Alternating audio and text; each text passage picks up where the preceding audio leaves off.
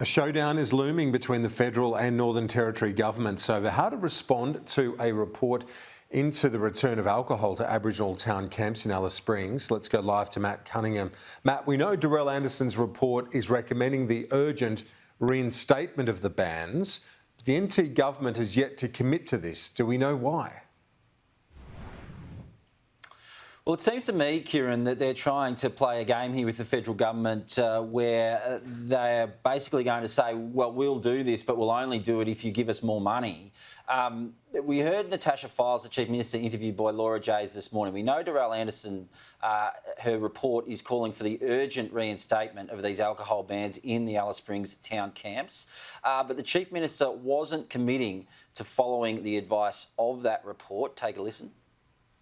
What I'm saying is I'm not preempting the contents of that report. I will pay it the respect. I'm meeting the Prime Minister in a few hours and we will discuss it and work collaboratively on the recommendations, plural, in that report.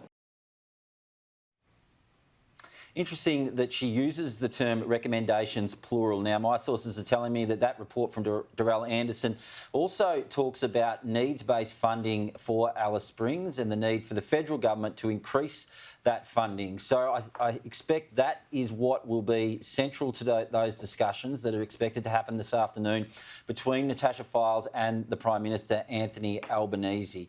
Natasha Fyles has also made the point that this is not just about alcohol. There are other issues that are being dealt with here. Here's a bit more of what she had to say. What I acknowledge is right now in Central Australia, and it is more than just alcohol, listening to the community, we need to make sure that we see that investment and that we drive it into the programs that we know won't just sugarcoat this and make it go away for a few months. We need to address these issues into the future, and that's what I aim to achieve. The difficult thing for the Northern Territory government here, Kieran, is that it's not in a strong bargaining position. As you heard Andrew Clennell report last hour, the federal government wants this change to happen and it wants it to happen soon. He expects that it will happen by the end of this week.